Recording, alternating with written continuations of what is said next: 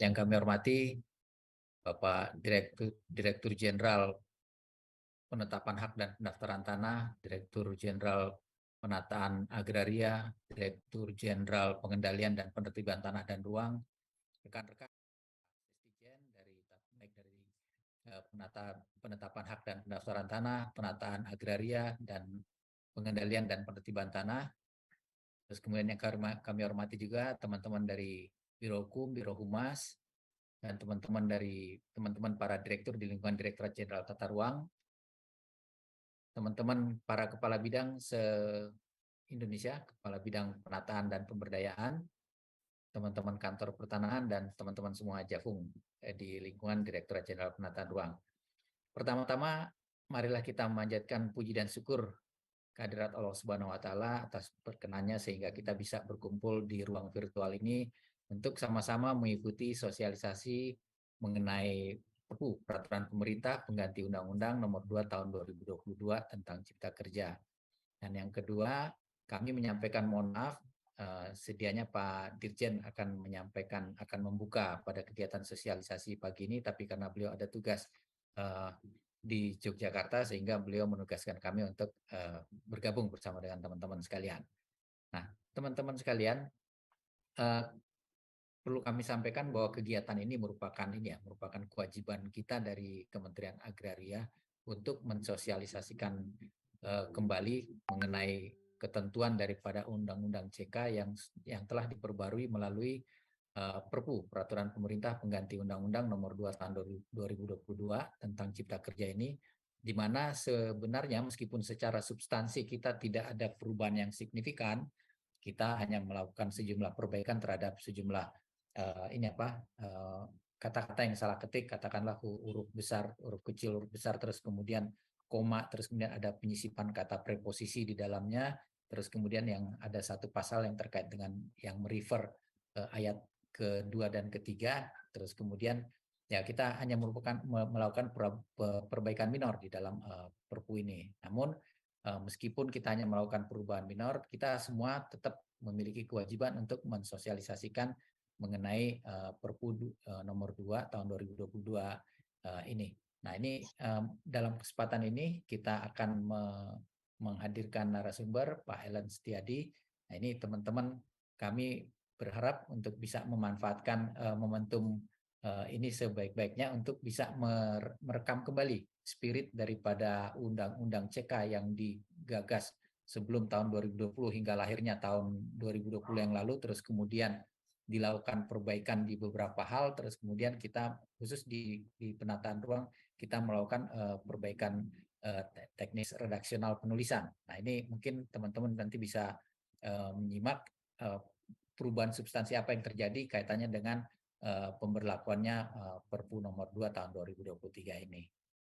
Nah, mungkin untuk tidak menyia-nyiakan waktu dalam kesempatan ini kami akan mengecek dulu Pak Ellen apa sudah bergabung bersama kita?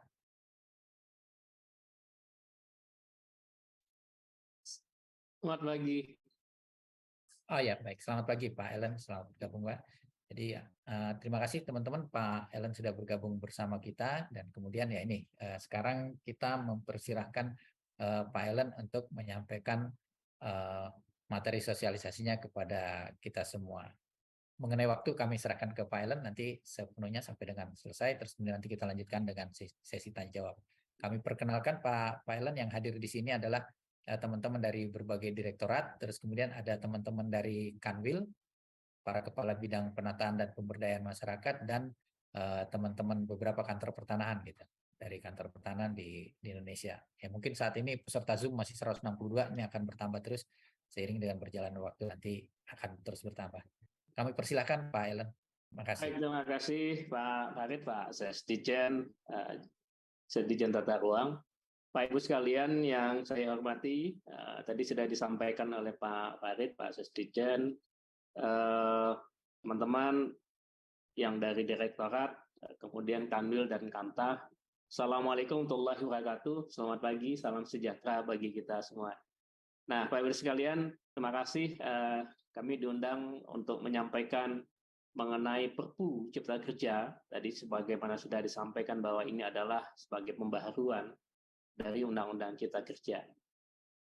Bahannya bisa ditampilkan? Nah, Pak Ibu sekalian, tentu konteksnya adalah tadi kita bicara Undang-Undang Cipta Kerja. Kalau konteks Undang-Undang Cipta Kerja, berarti tidak terlepas bahwa di tahun 2021 Mahkamah Konstitusi telah memutuskan inkonstitusional bersyarat atas Undang-Undang Cipta Kerja, Undang-Undang 11 tahun 2020.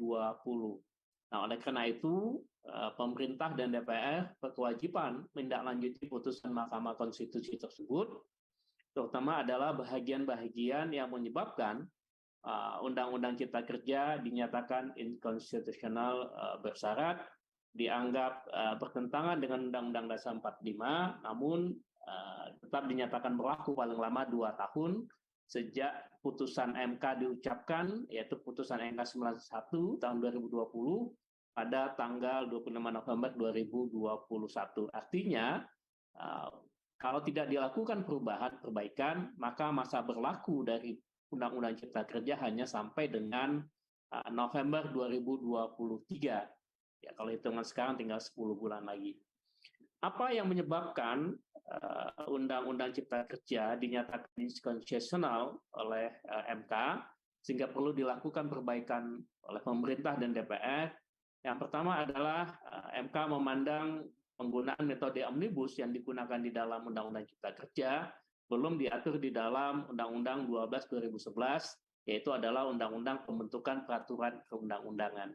MK memandang bahwa apabila menggunakan satu metode dalam penyusunan peraturan perundang-undangan, termasuk menggunakan metode omnibus, haruslah diatur terlebih dahulu di dalam Undang-Undang 12/2011, dan MK memandang bahwa Undang-Undang 12/2011 belum mengatur secara tegas dan baku mengenai penggunaan metode omnibus. Walaupun dalam secara praktek kita sudah sampaikan bahwa pemerintah telah menerapkan metode omnibus ini dalam beberapa peraturan perundang-undangan atau bahkan undang-undang sebelum diberlakukannya Undang-Undang Cipta Kerja, namun cakupan undang-undang yang dilakukan perbaikan dalam satu undang-undang tidak sebanyak yang dilakukan dalam Undang-Undang Cipta Kerja.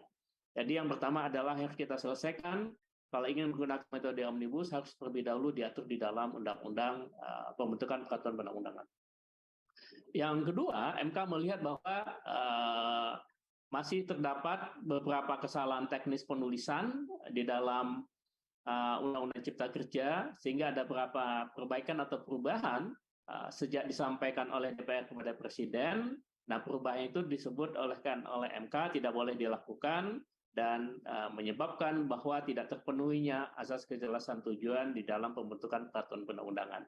Dan ketiga, MK menganggap bahwa walaupun telah dilakukan partisipasi publik, namun partisipasi publik yang dilakukan dalam penyusunan Undang-Undang Cipta Kerja dianggap kurang memenuhi asas meaningful participation atau yang kita sebut dengan partisipasi yang bermakna. Nah, tiga hal itulah yang dilakukan perbaikan oleh pemerintah. Satu persatu setelah kita lakukan. Yang pertama adalah kita mengatur menggunakan metode omnibus itu telah diatur di dalam Undang-Undang 13/2011 tentang peraturan pembentukan peraturan perundang-undangan, dan dengan demikian bahwa penggunaan metode omnibus telah sah dan memiliki standar baku di dalam penyusunan peraturan perundang-undangan. Yang kedua, kita juga melakukan peningkatan minimum participation yang dilakukan oleh kementerian lembaga, termasuk juga yang kami catat dari Kementerian ATR BPR, dengan menerapkan prinsip minimum participation, terutama setelah terbitnya Undang-Undang 13/2022 yang juga mengatur mengenai prinsip-prinsip partisipasi yang bermakna atau yang kita ingat sebagai meaningful participation. Dan ketiga adalah pemerintah juga melakukan kajian substansi, terutama adalah substansi-substansi yang menjadi keberatan masyarakat yang diajukan melalui pengujian kepada MK, melalui pengujian materi. Ada 19 pengujian materi ke MK dan sebagian besar adalah ketenagakerjaan dan termasuk juga ada pertanahan, dan oleh karena itu kita telah melakukan kajian terhadap ketenagakerjaan, pertanahan, lingkungan hidup, dan kehutanan. Nah, hasil kajian itu menyimpulkan bahwa secara substansi tidak perlu dilakukan perbaikan atau perubahan, namun yang dilakukan adalah penerapan atau implementasinya di masyarakat. Terakhir dilakukan adalah perbaikan teknis penulisan, yang itu dituangkan di dalam Perpu Cipta Kerja. Nah, Bapak Ibu sekalian, next lanjut. Dengan menindaklanjuti putusan MK tersebut dan kemudian juga terutama adalah penggunaan metode omnibus, masyarakat juga telah menguji ke MK dengan 2 perkara, yaitu perkara 69 dan perkara 82, dan permohonan pengujian terhadap Undang-Undang 13 2022 tidak dikabulkan oleh MK. Dengan demikian bahwa pengaturan mengenai metode omnibus di dalam Undang-Undang 13 adalah berkekuatan hukum yang dikuatkan oleh putusan MK tersebut. Dengan demikian, sejak Undang-Undang 13 dan seterusnya, kita telah sah menggunakan metode omnibus di dalam penyusunan peraturan perundang-undang. Nah, yang terakhir yang menggunakan metode omnibus setelah Perpu Cipta Kerja adalah Undang-Undang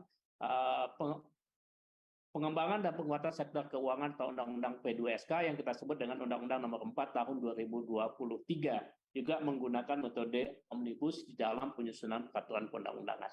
Next, lanjut.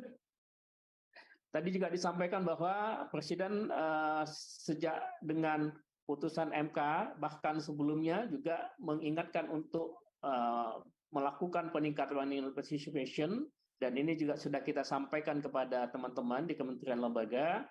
Kami catat paling tidak ada 3 arahan Bapak Presiden yang penting yang kita tindak lanjuti dalam rangka meningkatkan meaningful participation, baik 29 November, 8 Agustus, dan terakhir adalah 6 September 2022, dan itu telah dilakukan oleh Bapak Ibu yang ada di kementerian lembaga.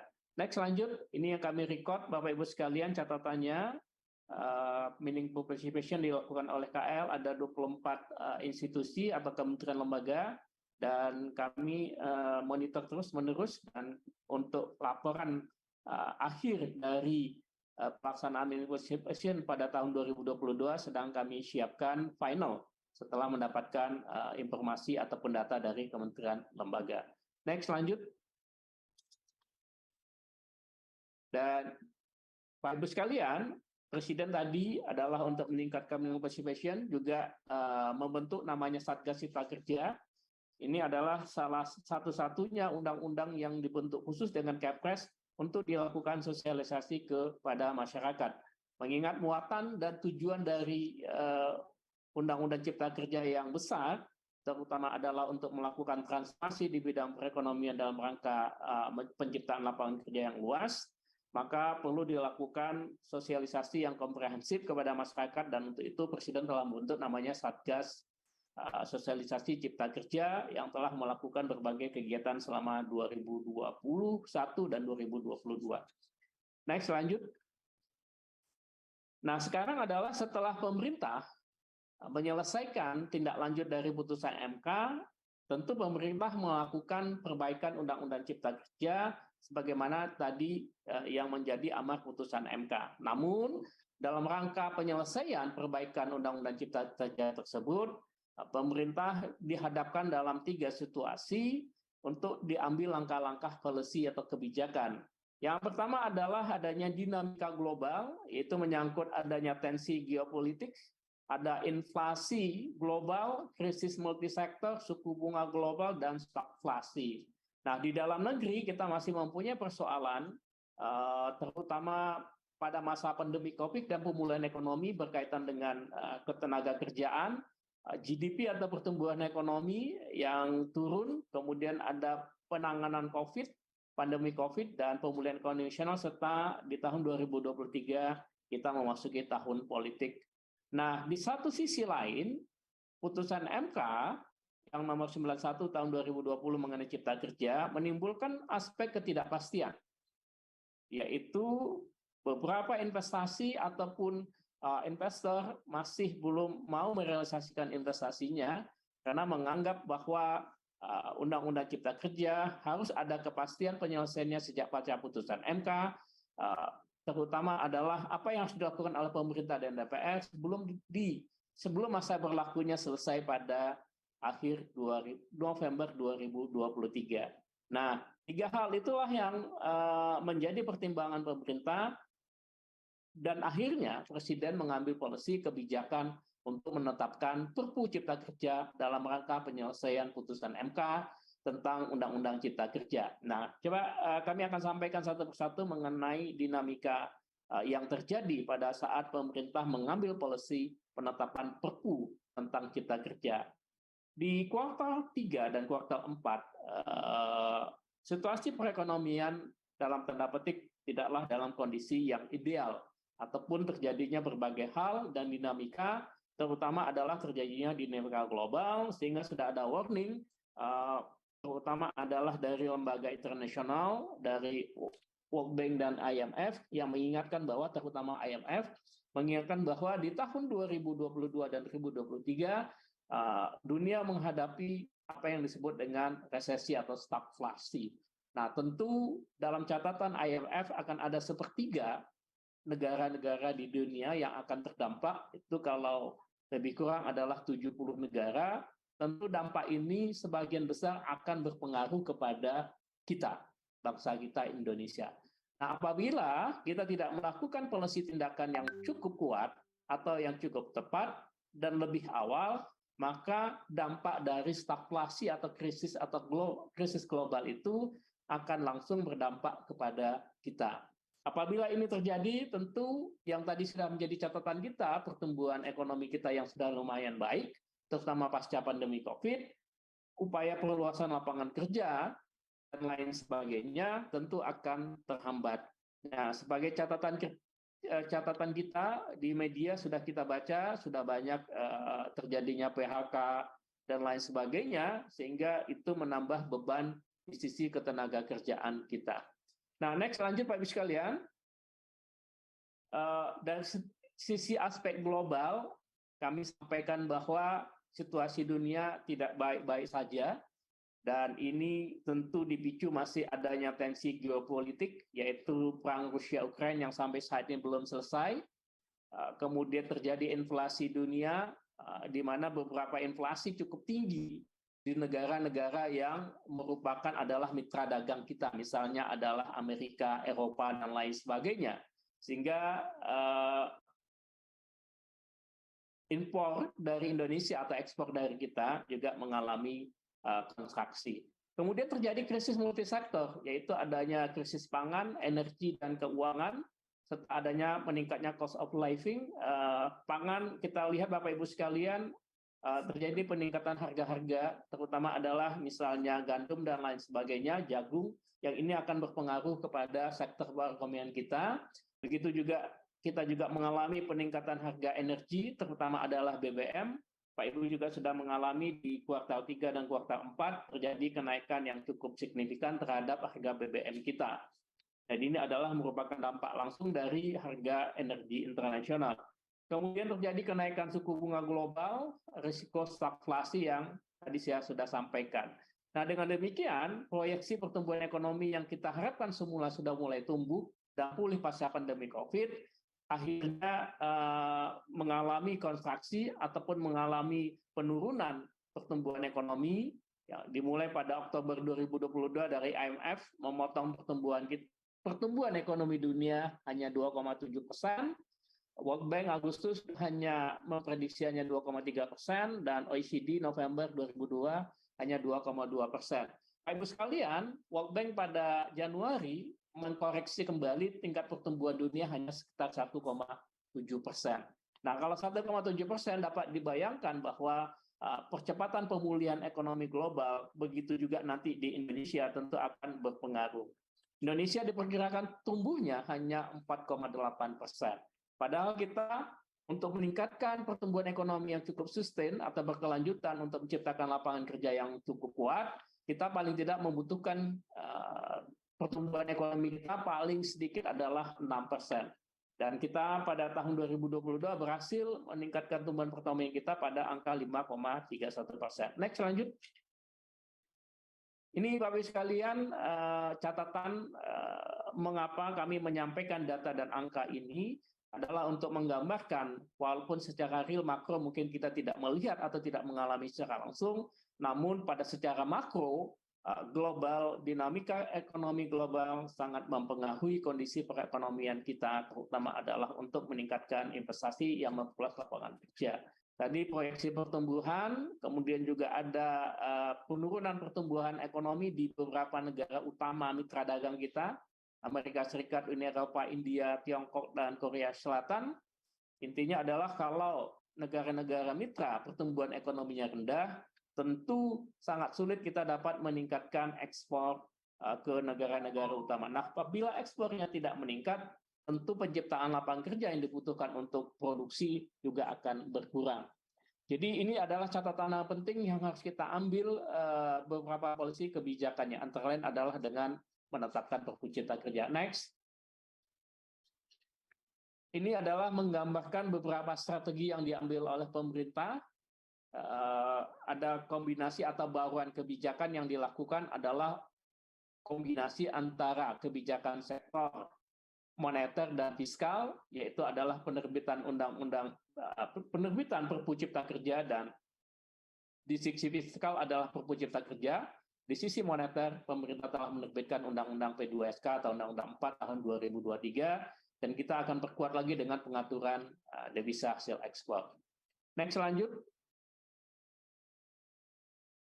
Di aspek perekonomian nasional, tadi saya sudah sampaikan bahwa kita walaupun dapat mampu di tahun 2022 meningkatkan pertumbuhan ekonomi kita 5,31%, dan ini adalah merupakan tingkat pertumbuhan tertinggi selama masa pemerintahan Jokowi, namun 5,31% dengan kondisi ketenaga kerjaan yang ada, yang nanti kami jelaskan setelah ini, tidak cukup kuat untuk menampung atau untuk mendorong penciptaan lapangan kerja formal, di mana angkatan kerja kita yang belum bekerja ataupun setengah bekerja sangat besar sekali.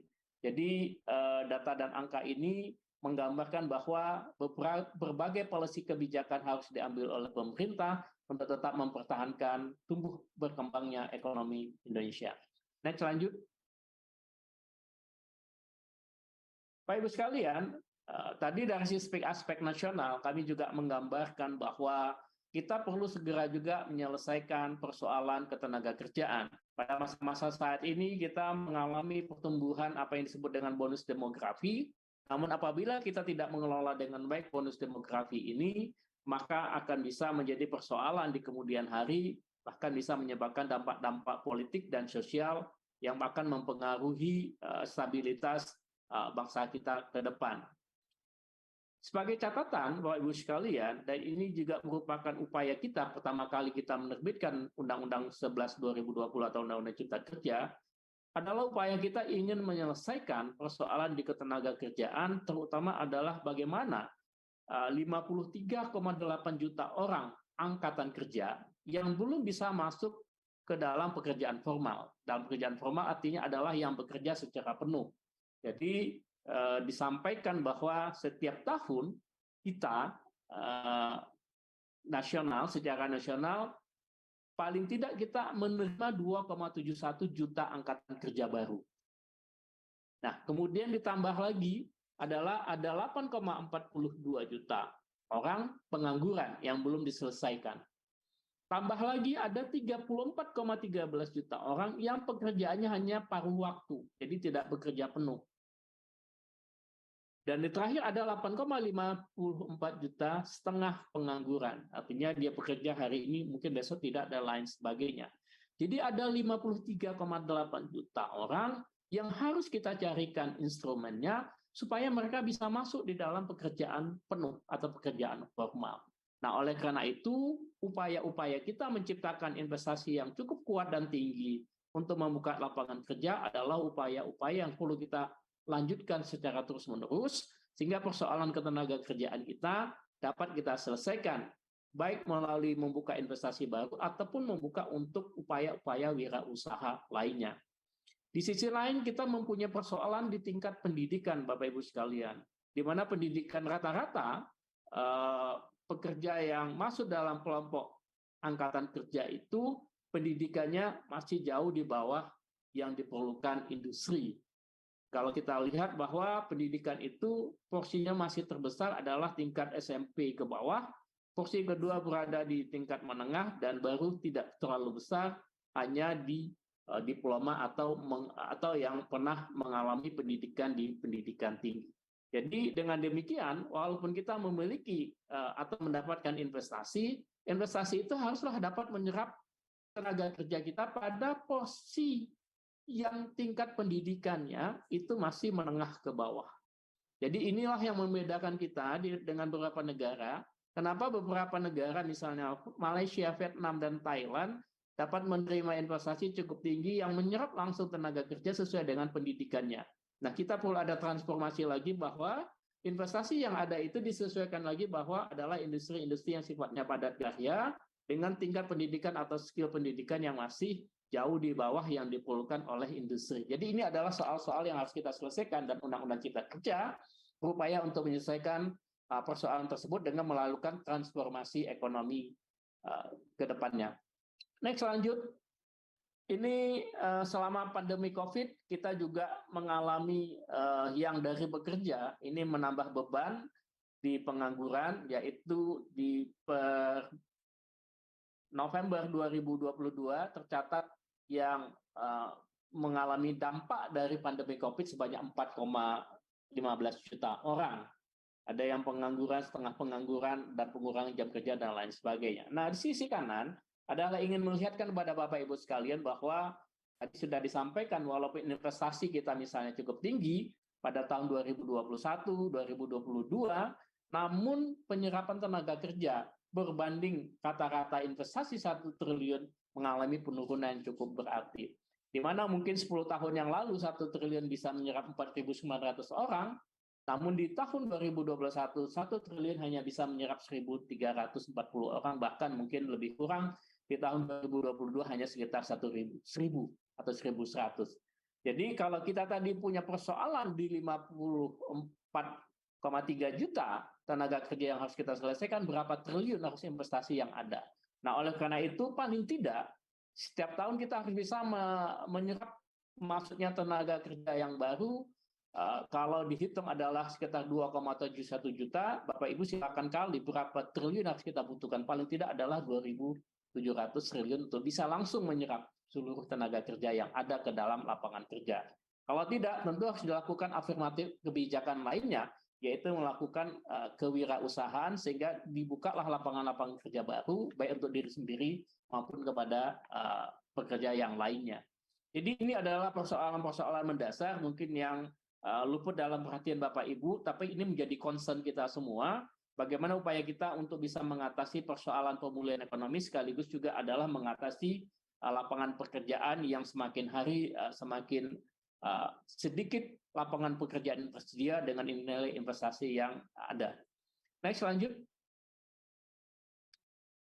Bapak Ibu sekalian, yang aspek terakhir yang perlu kita jaga adalah berdasarkan data dari World Bank dan dari OECD, sudah bisa menunjukkan bahwa walaupun dalam masa pandemi COVID sebelumnya tadi, walaupun dalam masa pandemi COVID dan pemulihan ekonomi, Undang-Undang Cipta Kerja berhasil meningkatkan investasi PMA atau Foreign Direct Investment (FDI) itu sebesar hampir 30% dibandingkan sebelum adanya Undang-Undang Cipta Kerja. Ini adalah suatu kemajuan yang luar biasa.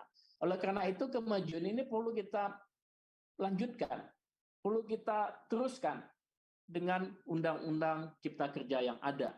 Kemudian menurut penelitian OECD sama di Desember 2022 menyatakan bahwa hasilnya menunjukkan bahwa Undang-Undang Cipta Kerja tersebut mampu mengurangi hambatan untuk FDI lebih dari 1/3 hambatan, sedangkan untuk hambatan perdagangan investasi hampir lebih dari 10%. Dengan demikian sudah dapat kita melihatkan atau menunjukkan bahwa Undang-Undang Cipta Kerja memberikan dampak yang signifikan dalam rangka pertumbuhan ekonomi dan untuk mempercepat kegiatan usaha dengan mengatasi berbagai hambatan yang ada selama ini dialami oleh pelaku usaha. Next, lanjut. Dan ini adalah manfaat yang perlu kita lanjutkan terus-menerus Bapak Ibu sekalian. Sejak 2021 Agustus sampai saat ini, itu lebih kurang dari 14 bulan, ini adalah sesuatu prestasi yang cukup spektakuler bagi pemerintah, adalah berhasil menerbitkan perizinan berusaha atau NIB yang kita kenal itu per 3 Februari sebanyak 3.289 NIB. Dan sebagian besar NIB yang diterbitkan adalah untuk usaha mikro. Kalau bisa lihat di sisi kanannya itu yang paling tinggi sebanyak 3.117.000 atau 94%. Nah, dengan demikian Undang-Undang Cipta Kerja berhasil melakukan reform perizinan berusaha yang selama ini para pelaku usaha mikro kecil terutama banyak mengalami hambatan untuk formalitasnya. Dengan Undang-Undang Cipta Kerja yang diproses melalui sistem OSS, kita bisa langsung menyelesaikan persoalan ini. Untuk paling tidak sampai saat ini sudah ada 3.117.000 NIB yang terbit untuk usaha mikro. Ini baru, Bapak Ibu sekalian. Jadi ini adalah manfaat yang sangat besar sekali. Sedangkan untuk skala kecil, usaha kecil adalah sebanyak 126.000 atau 1,84%. Jadi Bapak Ibu sekalian, yang menikmati reform perizinan ini adalah para pelaku usaha mikro dan kecil, dalam artian adalah masyarakat yang lebih luas. Jadi kalau kita hanya melihat bahwa seolah-olah Undang-Undang Cipta Kerja hanya diperuntukkan bagi pelaku usaha besar, dari data yang ada, pelaku usaha besar hanya tumbuh 28.000 atau 0,84%. Jadi sangat kecil sekali. Jadi yang diuntungkan dengan Undang-Undang Cipta Kerja adalah masyarakat mikro dan kecil, atau usaha mikro dan kecil, atau usaha perseorangan. Kalau kita bisa lihat di dalam tabel yang ada di bawah, dengan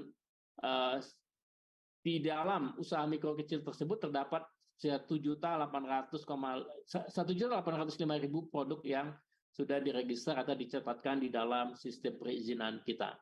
Ini menunjukkan begitu manfaat yang sangat besar yang diberikan di dalam Undang-Undang Cipta Kerja, terutama adalah satu step memberikan aspek legalitas kepada masyarakat dan pelaku usaha, terutama usaha mikro dan kecil. Next, lanjut. Di sisi lain, Undang-Undang Cipta Kerja juga telah memberikan manfaat terhadap keberlanjutan proyek strategis nasional, di mana kita memiliki 210 proyek dengan nilai total 5.746 triliun, dan itu adalah infrastruktur yang kita butuhkan sehari-hari untuk menunjang kegiatan usaha kita sehari-hari, jalan, bendungan, dan lain sebagainya. Di sisi lain kita juga dengan Undang-Undang Cipta Kerja membentuk namanya Lembaga Pengelola Investasi, atau dengan disebut dengan Indonesia Investment Authority, yang telah berhasil membentuk komitmen investasi sebanyak 32,2 miliar US dollar, atau kita konversi sekitar 450 triliun. Namun sayangnya, karena aspek kepastian hukum menjadi persoalan utama adalah investasi jangka panjang, karena investasi-investasi yang masuk di dalam LPI atau Lembaga Pengelola Investasi adalah kata-kata adalah investasi jangka panjang di atas 10, 20, bahkan di atas 30 tahun. Oleh karena itu, aspek kepastian hukum pasca putusan MK itu penting sekali untuk mendorong mereka merealisasikan investasi, tidak hanya komitmen investasi. Nah, ini dibuktikan bahwa dari komitmen yang besar itu yang terrealisasi hanya sebesar 15,7 triliun rupiah saja. Jadi kegamangan terhadap penyelesaian Undang-Undang Cipta Kerja pada putusan MK menjadi sangat penting, sehingga dengan demikian aspek kepastian hukum bisa kita selesaikan dengan terbitnya Perpu Cipta Kerja. Next, lanjut. Pak Ibu sekalian, Perpu Cipta Kerja memang menarik karena banyak komentar dari masyarakat, bahkan dari para ahli hukum.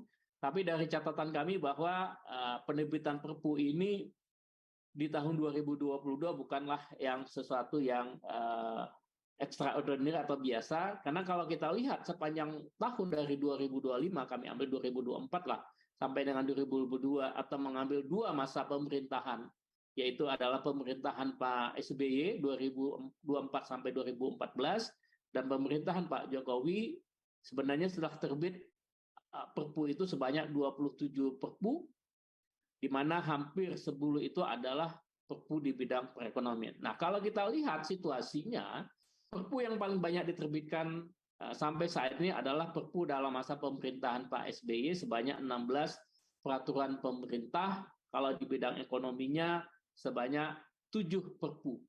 Nah, tentu situasinya disesuaikan dengan keadaan pada saat itu. Next, lanjut. Nah, Bapak sekalian, sebagaimana disampaikan bahwa karena persoalan dari putusan MK adalah mengenai persoalan formalitas atau formil pembentukannya, bukan kepada substansinya, maka di dalam Perpu Cipta Kerja sebagai pengganti dari Undang-Undang Cipta Kerja relatif tidak banyak dilakukan perubahan. Karena tadi sudah disampaikan bahwa MK pun tidak mengabulkan permohonan uji material, yang dilakukan putusan MK adalah hanya masalah formil. Formil hanya menyangkut adalah penggunaan metode omnibus dan terjadinya kesalahan teknis penulisan itu sudah kita selesaikan. Dengan demikian, sesuai dengan arahan Bapak Presiden, dan untuk adanya kepastian keberlanjutan yang telah dilakukan oleh Undang-Undang Cipta Kerja, maka kita tidak banyak melakukan perubahan. Yang kita lakukan perubahan hanya mengenai ketenaga kerjaan, adalah untuk merespon adanya tuntutan dari sebagian serikat pekerja serikat buruh, adalah untuk percepatan penerbitan sertifikat halal, kemudian adalah melakukan harmonisasi dan sinkronisasi dengan undang-undang harmonisasi peraturan perpajakan dan hubungan keuangan pemerintahan pusat dan daerah.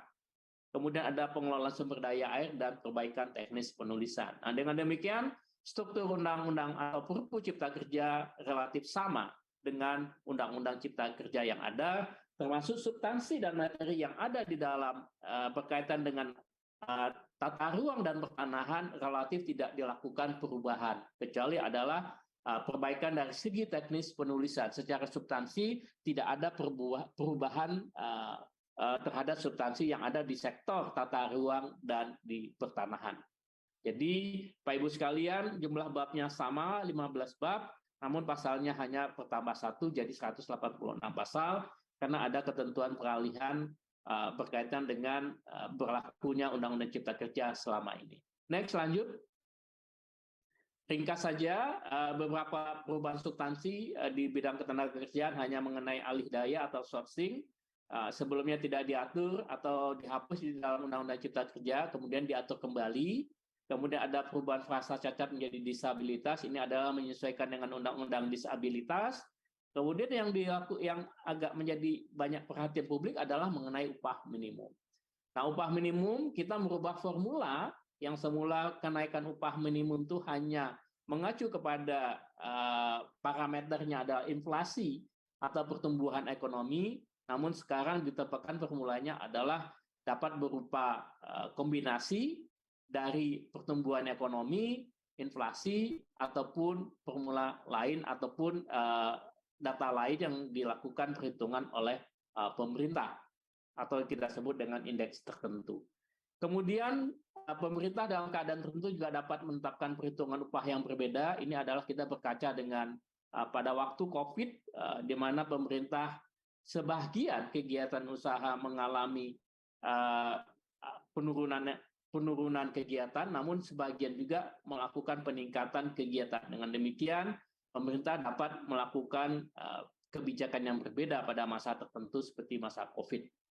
Next, lanjut. Di jaminan produk halal, yaitu kita ingin sebagaimana permintaan Bapak Presiden, adalah upaya kita untuk mempercepat penerbitan sertifikat halal, terutama adalah untuk usaha mikro dan kecil. Bapak Ibu sekalian, saat ini kita mempunyai 64.000 usaha mikro, kecil, dan menengah. Mungkin kalau hitungannya 64 juta, mas saya, kalau rata-rata satu pelaku usaha mikro, kecil, menengah mempunyai produknya 2 atau 3, berarti ada sekitar 180 atau 120 juta yang harus kita selesaikan sertifikat halalnya. Nah, persoalannya adalah selama ini dengan undang-undang yang ada, penerbitan sertifikat halal itu didasarkan dengan fatwa yang dikoordinasikan oleh MUI pusat, yang rata-rata tingkat penyelesaian hanya sekitar 32.000.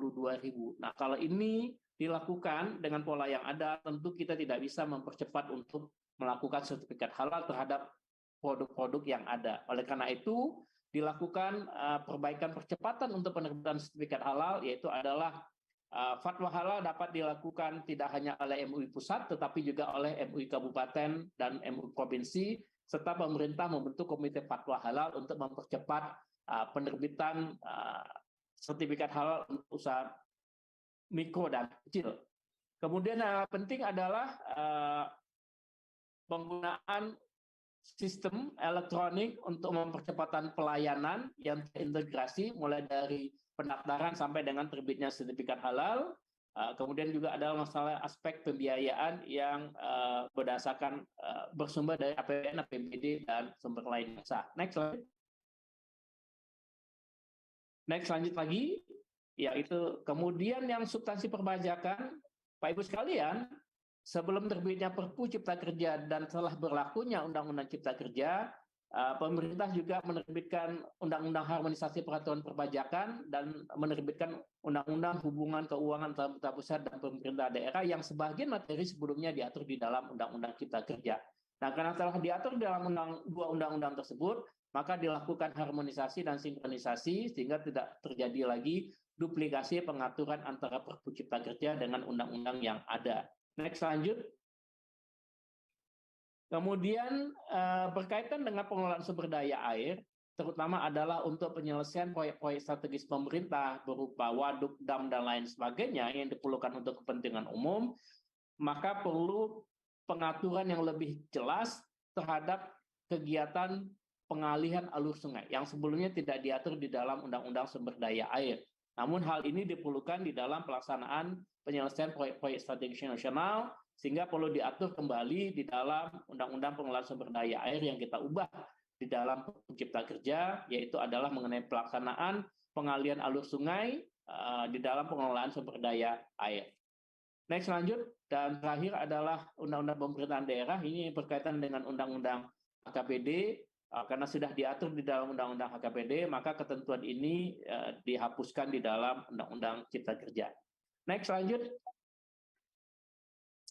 Nah, Bapak Ibu sekalian, berkaitan dengan kesalahan teknis penulisan, ada 4 hal yang kita perbaiki di dalam Perpu Cipta Kerja, dan ini sebagian juga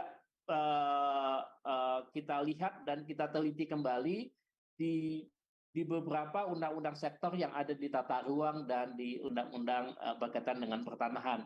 Yang pertama adalah huruf yang tidak lengkap, typo, ini sudah kita lihat dan sudah kita selesaikan. Rujukan pasal atau ayat yang tidak tepat, contohnya adalah pasal 20 Undang-Undang Nomor 26 Tahun 2000 tentang penata ruang yang diperbaiki dengan Perpu Cipta Kerja di pasal 17-nya. Kemudian judul atau nomor urut bab bagian paragraf pasal ayat atau butir yang tidak sesuai. Ini juga sudah kita perbaiki. Mudah-mudahan dengan Perpu Cipta Kerja, titik koma, besar kecil, bahkan kita teliti satu persatu dan insya Allah tidak terdapat lagi kesalahan teknis penulisan. Mohon izin sebentar.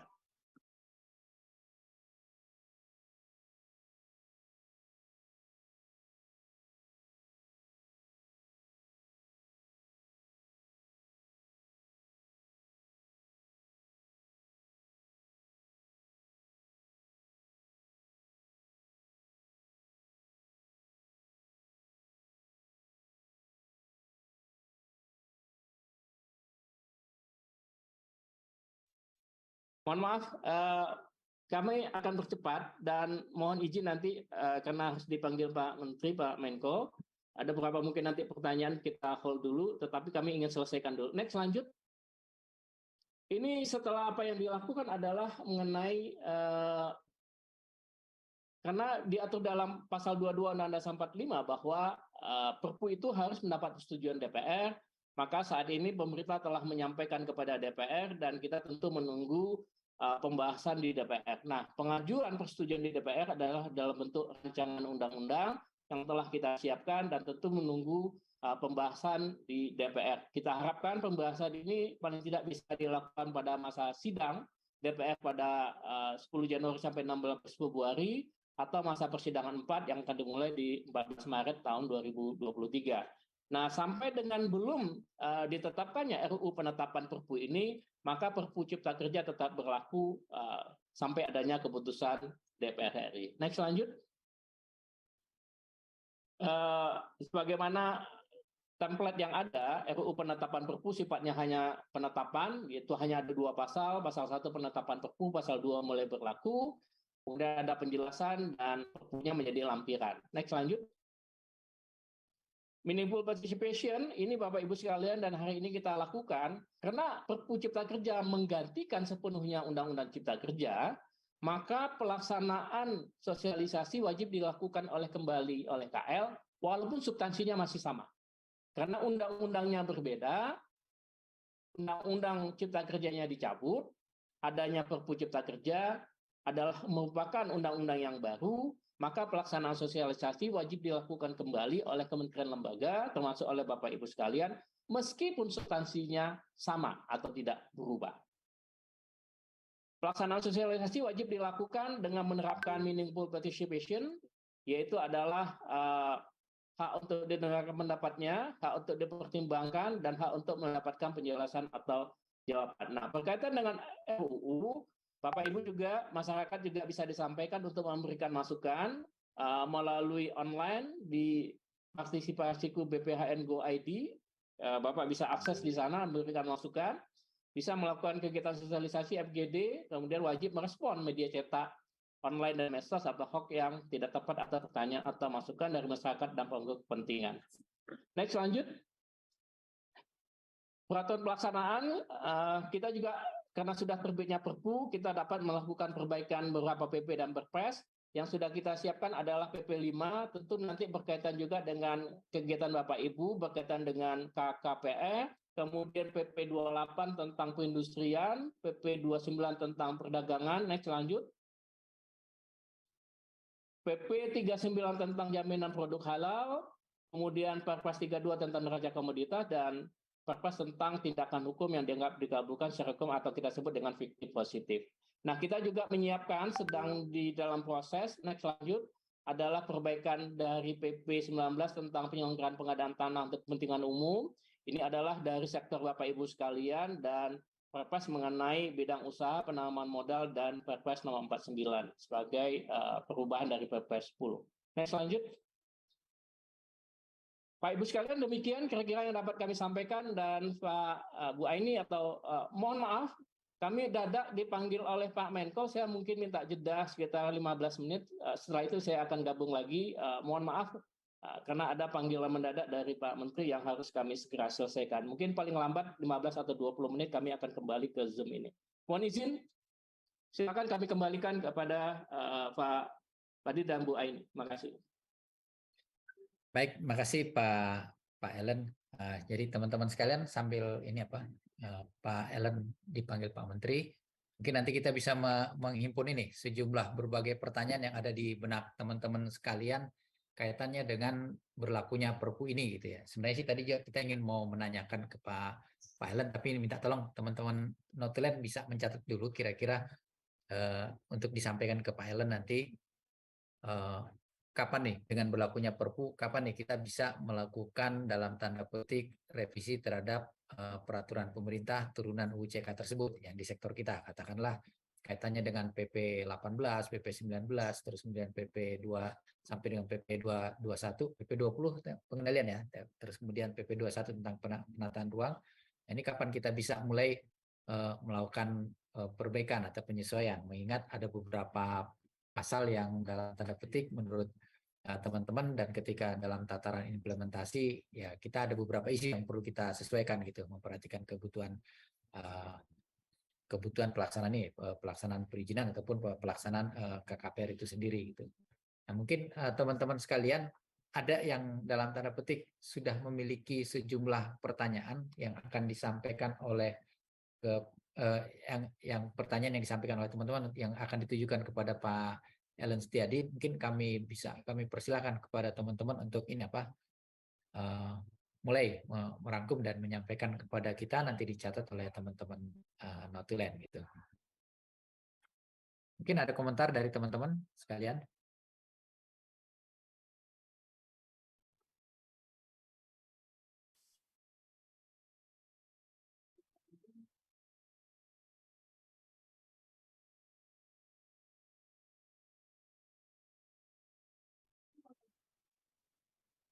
Mengenai bahan, teman-teman sudah share ya. Tolong di-share ke chat box bahan paparan dari Pak Ellen tadi.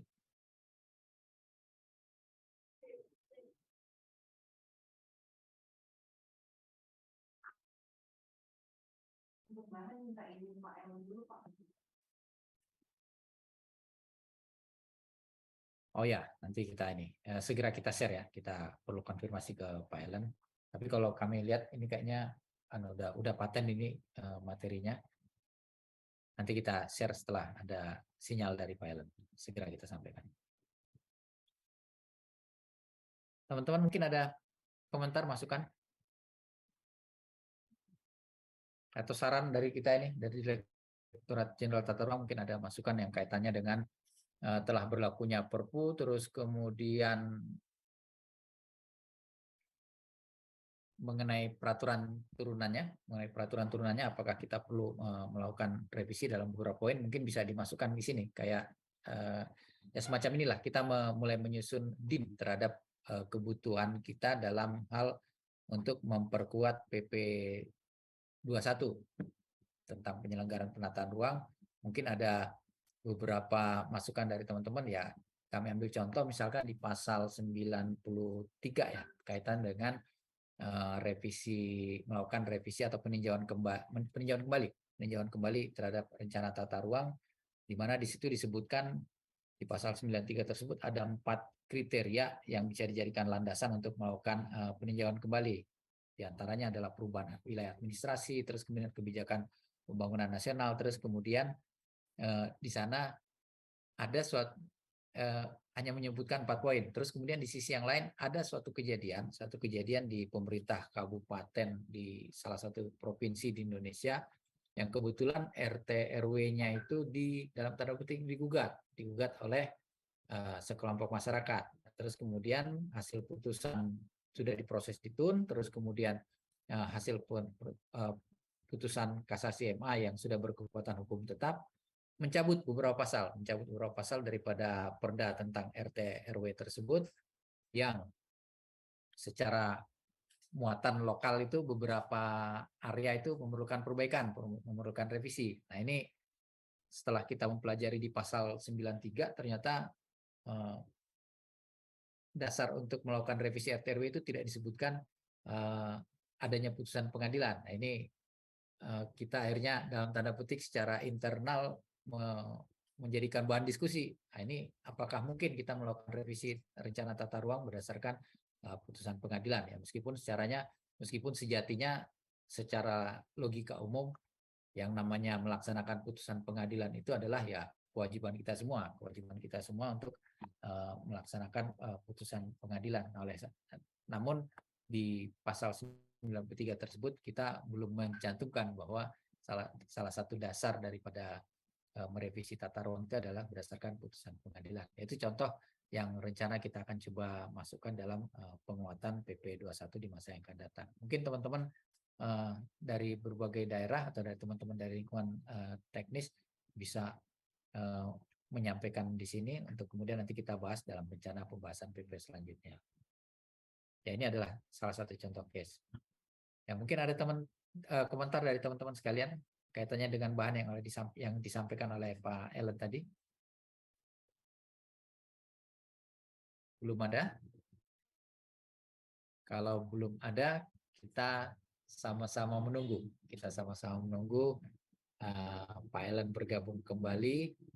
Ya, mungkin 15 menitan lagi beliau akan bergabung kembali bersama kita untuk kita mengikuti bahan paparan yang disampaikan oleh Pak Ellen. Kita break sementara sampai dengan Pak Ellen bergabung. Terima kasih teman-teman. Terima kasih Pak.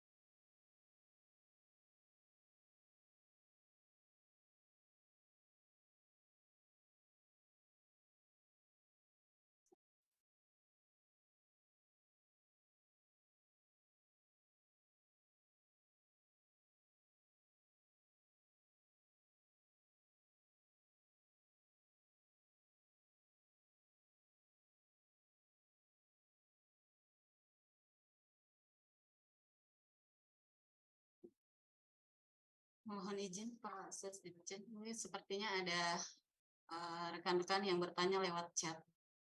Jadi mungkin akan dihimpun juga ya Pak pertanyaan, jadi jika tidak bertanya langsung diperkenankan ya Pak.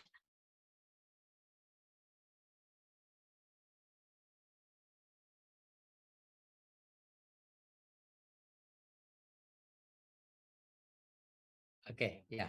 Sorry, saya mau unmute, klik beberapa kali tapi nggak bisa.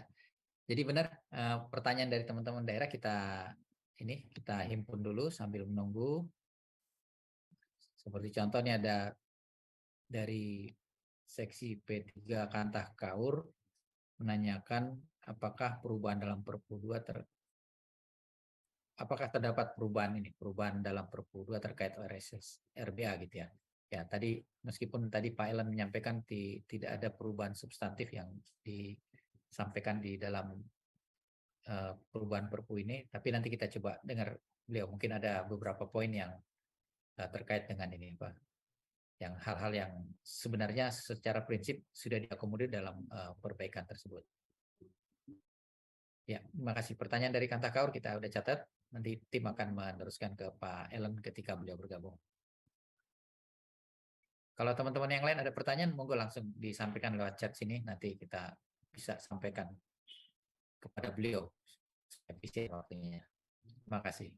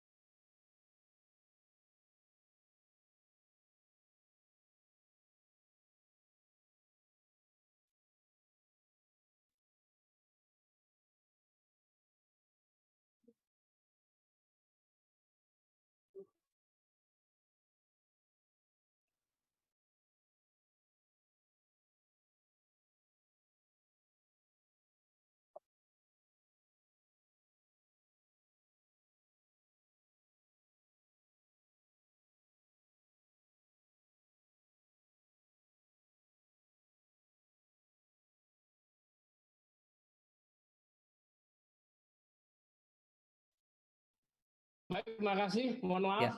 Ya. Baik, siap. Monggo Pak Ellen, kami persilakan untuk melanjutkan. Silakan kalau Bapak Ibu ada pertanyaan. Mohon maaf, mungkin kita batasi maksimal 20 menit ya. Silakan. Oh ya. Oke, baik Pak. Ya tadi ini Pak, kita menanyakan teman-teman, mungkin ada pertanyaan kita pancing.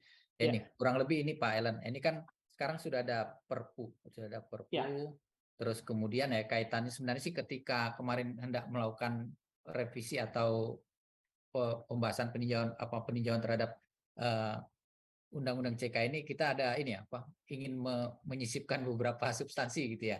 Tapi kan catatannya kita tidak menyentuh itu dulu, terus kemudian kita hanya memperbaiki hal yang typo gitu. Nah ini terus kemudian pertanyaan kami, bagaimana dengan ini peraturan turunannya dengan telah diberlakukannya Perpu ini, kapan kita mulai boleh memperkuat PP turunan dari UCK ini?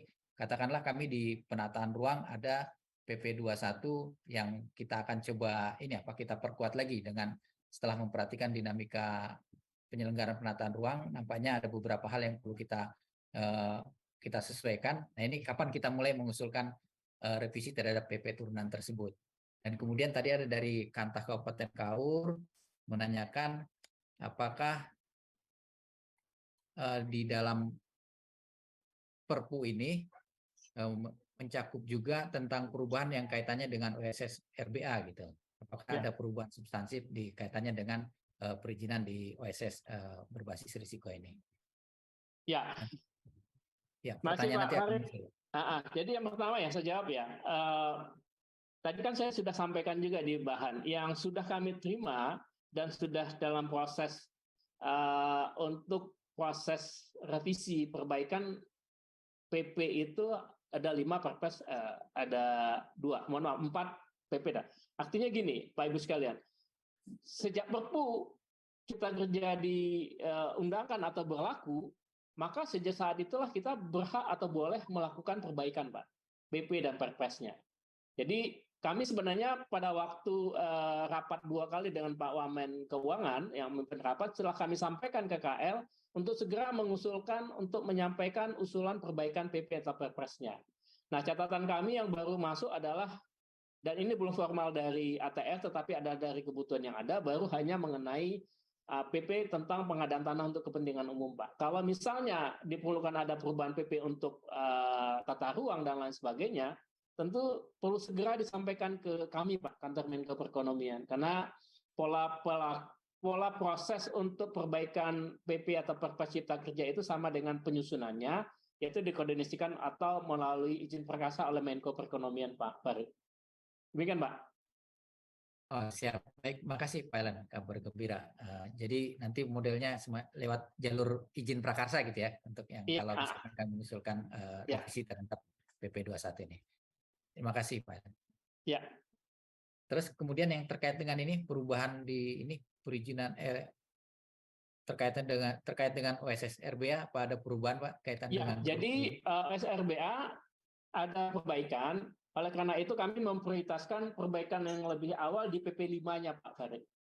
Nanti dari PP 5 kami saat ini sedang meminta masukan dari berbagai pelaku usaha terutama ya, untuk bisa menyelesaikan, walaupun mungkin tidak bisa selesai revisinya secara keseluruhan, tetapi kami ingin mengambil beberapa shortcut sehingga kemacetan tanda petik yang menjadi concern Bapak Presiden di perizinan dasar, KKPR, kemudian persetujuan lingkungan dan persetujuan bangunan gedung itu bisa kita selesaikan, Pak. Kami pada waktu itu juga sudah mengundang teman-teman dari Dirjen Penataan Ruang, dan pada saat itu kan disampaikan ada 80.000 yang dalam proses penyelesaian ya. Dan ini kita harus carikan polisi kebijakannya, dan itu kan kita muat di dalam PP 5 dan disinkronkan nanti di PP Penataan Ruang, Pak Farid.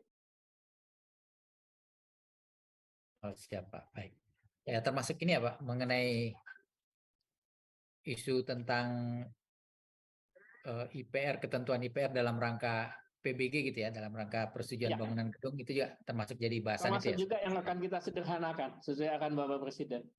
Oh, siap, baik. Ya. Terima kasih Pak Elan. Teman-teman sekalian, mungkin ada pertanyaan yang bisa disampaikan?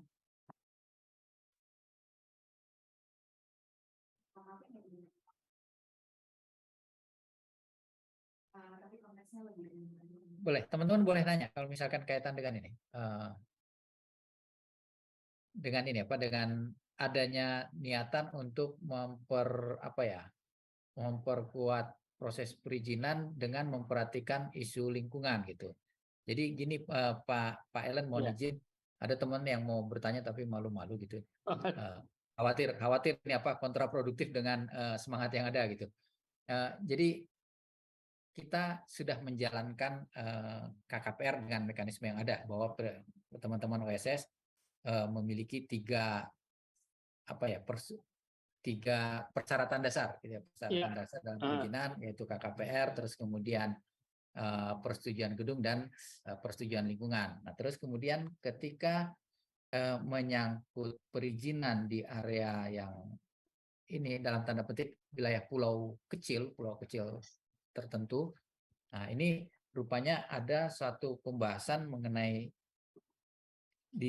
untuk perizinan di area pulau kecil tertentu itu yang kriteria luasnya di bawah 100 km persegi itu nampaknya kita memerlukan rekom atau kajian teknis atau rekomendasi dari teman-teman KKP, Kementerian Kelautan dan Perikanan. Nah ini dalam kebetulan selama ini dengan terhadap pemberlakuan perizinan di OSS yang kami sebutkan 3 poin tadi, hanya baru menyentuh persetujuan lingkungan, terus kemudian PBG, terus kemudian kita KKPR. Nah ini ketika kita akan memasukkan rekomendasi dari teman-teman Kementerian Kelautan dan Perikanan untuk pemanfaatan pulau yang luasnya kurang dari 100 km tersebut, nah ini kita menghadapi beberapa isu nih, baik internal maupun eksternal kami dengan mitra stakeholder kami. Nah ini bagaimana strategi kami untuk bisa mengakomodir keperluan adanya kajian terhadap pulau-pulau kecil yang kriterianya di bawah 100 km tersebut. Ya, ini menurut informasi dari teman-teman sekalian, kalau kita mengabaikan kajian terhadap pulau-pulau kecil tersebut, ya dikhawatirkan nanti masalah isu lingkungan, terus kemudian masalah risiko bisa lenyapnya pulau di kemudian hari, jangan sampai nanti suatu saat jumlah pulau kita berkurang, bukan berkurang karena direbut orang, tapi berkurang karena dalam tanda petik tenggelam atau musnah gitu. Mungkin ada komentar dari Pak Ellen terhadap hal tersebut? Iya.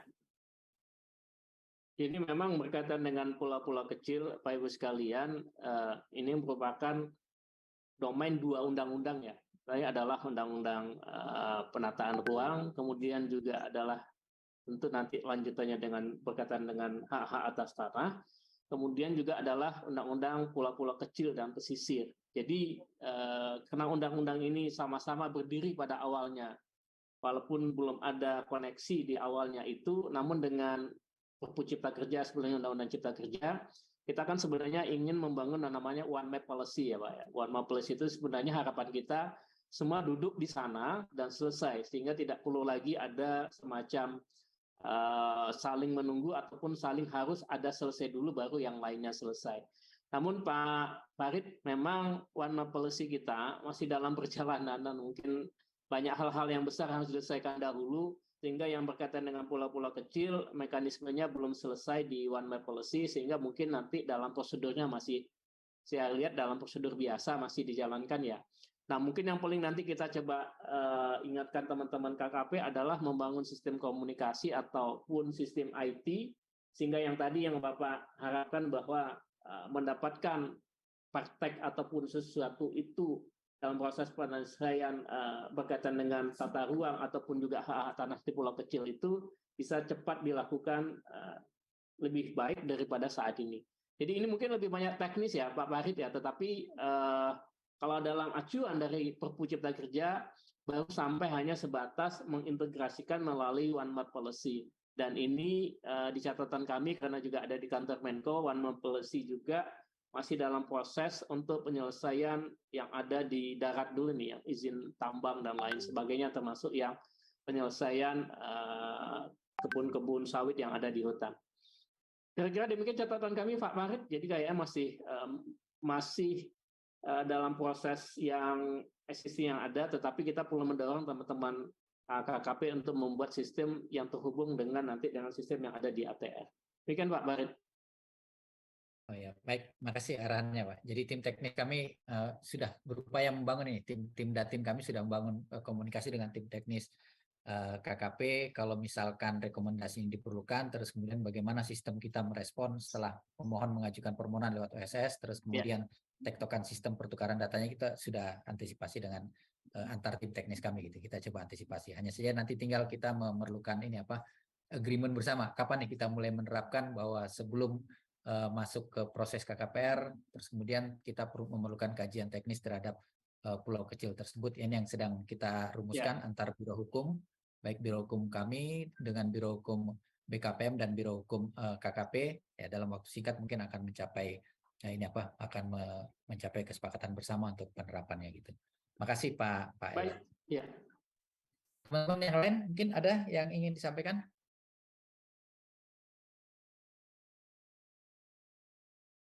Dari lantai 5.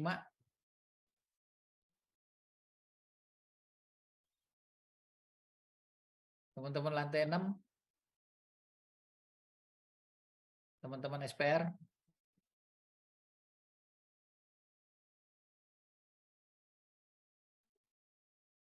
Teman-teman Kantah yang lain.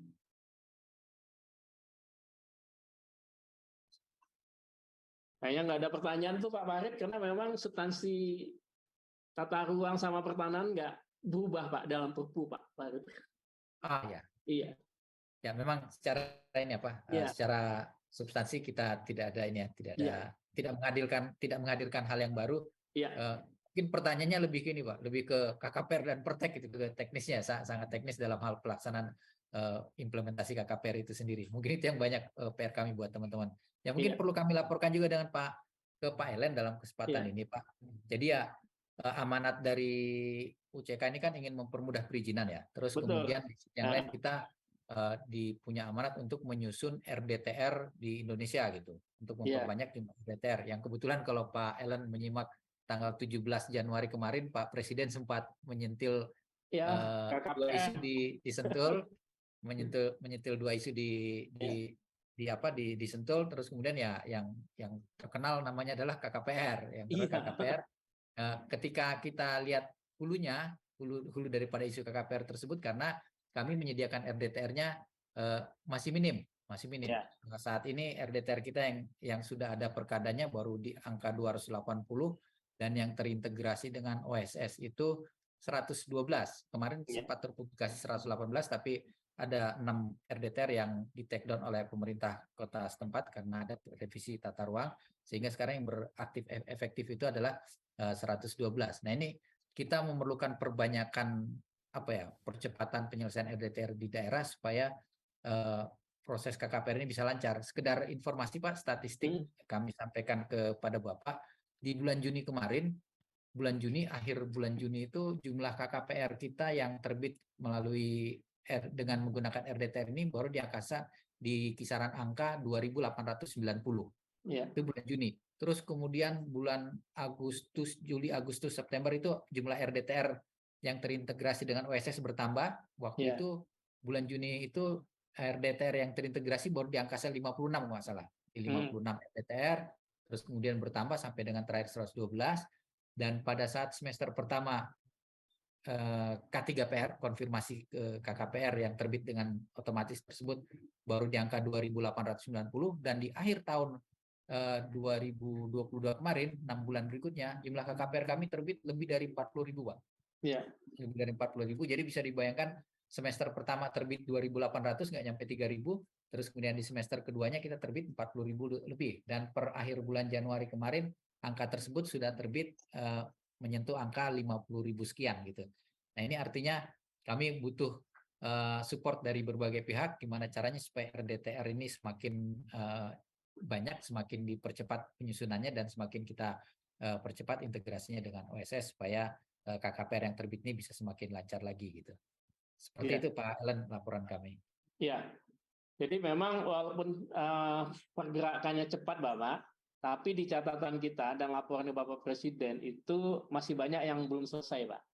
Nah, ini mungkin kita perlukan shortcut ya, cara upayanya kalau sistemnya belum selesai betul, baik di sistemnya Bapak maupun sistem OSS, ataupun dalam proses yang tadi juga RDTR masih baru sedikit atau belum bisa selesai juga dalam waktu dekat, maka kita perlu ngambil beberapa policy Pak Farid. Ini kita coba diskusikan nanti, termasuk juga dalam mekanisme pembayaran PNBP ya, KKPR ke PNBP ya?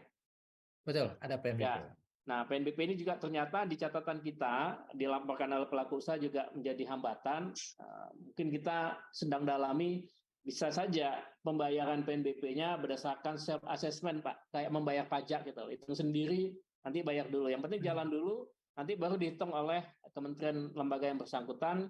Kalau ada kurang bayar, ya ditagih. Kalau ada lebih bayar, dikembalikan restitusi. Jadi mungkin ini juga salah satu juga upaya kita untuk mempercepat. Nah, yang paling penting mungkin nanti perlu juga mendapat masukan dari Bapak sekalian adalah Pak Ibu sekalian mengenai proses yang RDTR digitalnya belum ada nih Pak Farid, yang offline-nya. Nah, offline ini yang banyak dikeluhkan sebenarnya.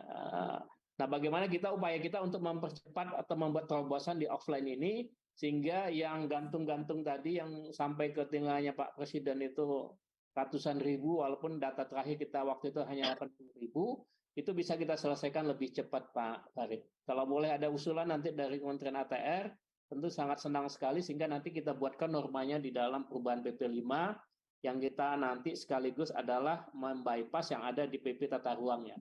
Demikian kira-kira Pak Farid. Siap, baik Pak, makasih. Ya, ini kita juga sedang berupaya untuk mempercepat realisasi RDTR Pak. Jadi berbagai upaya sudah kita laksanakan. Pak Dirjen sudah roadshow ke beberapa kementerian lembaga, gimana caranya supaya penyusunan RDTR di daerah itu bisa terakselerasi gitu. Di antaranya kita mengupayakan DAK, terus kemudian kita mengupayakan anggaran tambahan di tahun 2023 ini, dan kemudian juga kita mengupayakan di tahun 2024 nanti bisa mendapatkan pagu yang lebih tinggi lagi. Iya. nanti kita coba upayakan supaya RDTR ini bisa segera terimplementasi. Dan kami juga sudah mulai memilih ini Pak Ellen, kami mencoba memilih dari amanat, katakanlah amanat awal di Renstra kami 2000 RDTR, terus kemudian kami mencoba untuk realistis, kita memilih lokasi-lokasi yang prioritas tujuan investasi. Kita juga sudah menjaring informasi dari teman-teman BKPM terhadap 500 lokasi tujuan investasi, terus kemudian daerah destinasi pariwisata super prioritas juga kita inventarisasi supaya lokasi-lokasi yang kami sebutkan tadi bisa mendapatkan mendapatkan prioritas untuk penyelesaian RDTR-nya di tahun 2023 ini. Makasih Pak, kita akan berupaya untuk mewujudkan percepatan RDTR ini. Izin Pak Ses. Ya, Pak Dir, silakan Pak Dir sinkronisasi. Izin Pak Ellen dari Pak. Silakan Pak. Sinkronisasi. Terima kasih Pak Ses. Izin ya. Pak Ellen mohon izin. Tadi saya soalnya mendengar Bapak menyampaikan masalah KKPR yang diinformasi ke Presiden mencapai ribuan. Nah, menindaklanjuti hasil rapat yang dipimpin Pak Sesmenko, Pak Alen, di mana saya melaporkan ke Bapak, kelihatannya data Bapak terkait tunggakan KKPR itu lebih banyak divalidasi kan Bapak waktu itu.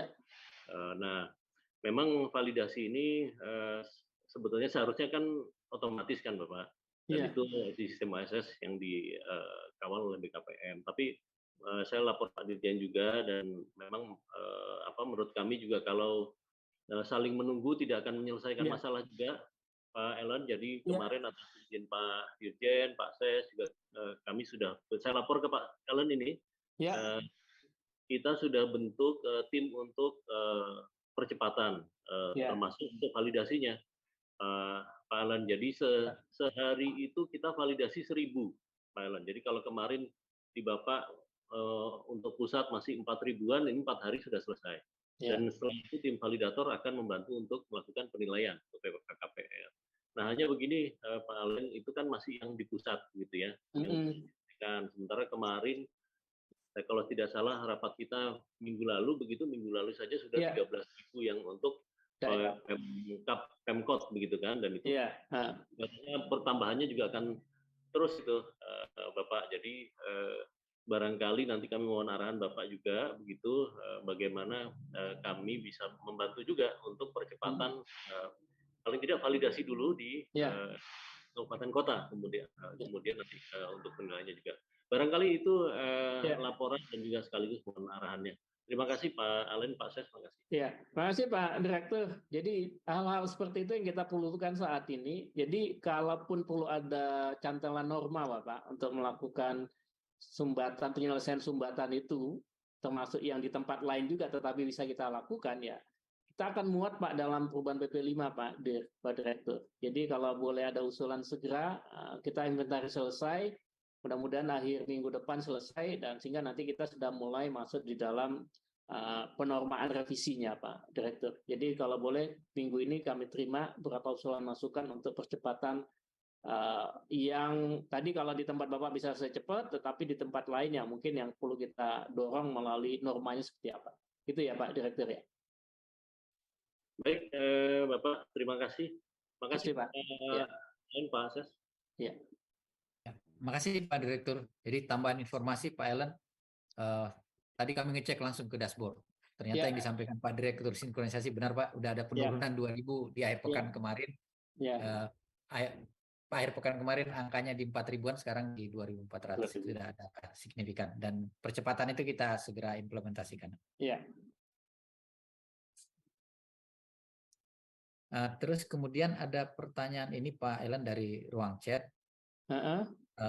Dari Pak Virgio Fani, izin bertanya Pak, bagaimana terkait penegakan hukum penataan ruang ketika menggunakan sangkaan Undang-Undang CK saat 2022, apakah gugur atau lanjut dengan menggunakan Perpu ini, terutama terkait dengan pelanggaran pemanfaatan ruang? Jadi kalau yang proses penegakan hukum yang dilakukan dengan Undang-Undang Cipta Kerja, kemudian dilanjutkan dengan Perpu, sebenarnya tidak tetap bisa dilanjutkan Bapak. Jadi menggunakan penerapan adalah begini, di dalam ketentuan peralihan kan dalam proses dia bisa dilanjutkan dengan proses yang ada. Jadi artinya sebenarnya tidak terlalu masalah, bisa kita melanjutkan dengan menggunakan Undang-Undang Cipta Kerja yang lama, tetapi kalau kita ingin mempertegas, karena normanya sama juga, ya tetap bisa menggunakan norma perpunya Bapak, jadi nggak ada masalah. Karena normanya sama, kecuali kalau normanya berbeda, baru ada akibat hukum yang berbeda. Tapi karena normanya sama, karena hanya ada perubahan dalam bentuk regulasinya atau undang-undangnya, tidak ada persoalan, Pak. Jadi tidak bisa tetap dilanjutkan. Ya. Baik. Terima kasih, Pak. Secara substansi tetap tidak berubah, hanya mungkin tinggal menyebutkan Undang-Undang CK Junto ini apa sekarang sedang yang telah diganti dengan Perpu 2/2023. Terima kasih penjelasan Pak Ellen.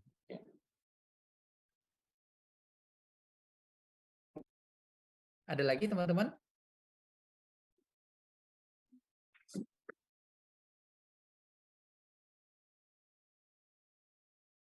Cukup? Oke, mungkin sementara cukup Pak Ellen, nanti kalau ada pertanyaan kami coba tampung lagi dari teman-teman, terus kami akan teruskan ke sekretariat ini, Satgas UCK, termasuk ke Bapak juga nanti. Baik. Baik Pak Farid, terima kasih Pak Ibu sekalian, terima kasih atas perhatiannya. Mudah-mudahan bisa memberikan tambahan penjelasan kepada Bapak Ibu sekalian. Kesimpulannya adalah bahwa kegiatan pelaksanaan yang Bapak Ibu lakukan dengan Undang-Undang Cipta Kerja terus bisa tetap dilaksanakan berdasarkan basis Perpu Cipta Kerja, karena tidak ada perubahan substansi di dalam sektor tata ruang dan pertanahan.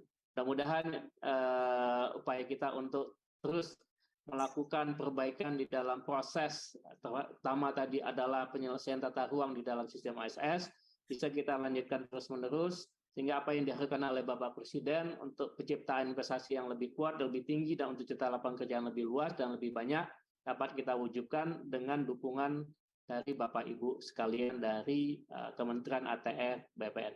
Terima kasih Pak Farid, terima kasih Bapak Ibu sekalian. Wabillahi taufiq wal hidayah. Assalamualaikum warahmatullahi wabarakatuh. Selamat siang, salam sehat selalu. Waalaikumsalam warahmatullahi wabarakatuh. Baik, terima kasih Pak. Baik, terima kasih Pak Ellen atas penyampaiannya. Kemudian terima kasih teman-teman sekalian. Meskipun kita tutup sesi diskusi siang ini, ya kami berharap nanti teman-teman yang masih memiliki pertanyaan, kemudian sejumlah pending issue mau disampaikan ke ini sekretariat kami di HKO. Nanti kita coba himpun, terus kemudian kita coba tidak lanjuti. Tadi Pak Ellen sudah menyampaikan bahwa PP turunan daripada UCK tersebut sudah bisa diusulkan untuk penguatannya gitu, supaya nanti di dalam implementasinya kita bisa semakin lancar lagi dalam melayani masyarakat. Demikian teman-teman sekalian, kita akhiri sesi sosialisasi kita siang ini. Mohon maaf apabila terdapat kekurangan. Kami tutup. Wabillahi taufiq wal hidayah. Assalamualaikum warahmatullahi wabarakatuh. Waalaikumsalam. Kami kembalikan ke MC. Baik, terima kasih kami ucapkan kepada Bapak Ellen Setiadi, SHMSC, dan Bapak Farid Hidayat, SMT. Bapak Ibu yang kami hormati, demikianlah seluruh rangkaian acara sosialisasi Peraturan Pemerintah Pengganti Undang-Undang Nomor 2 Tahun 2022 tentang Cipta Kerja. Kami memohon maaf atas segala kekurangan selama berlangsungnya acara. Wassalamualaikum warahmatullahi wabarakatuh. Waalaikumsalam warahmatullahi wabarakatuh. Terima kasih Pak Ellen, terima kasih teman-teman semua. Terima kasih.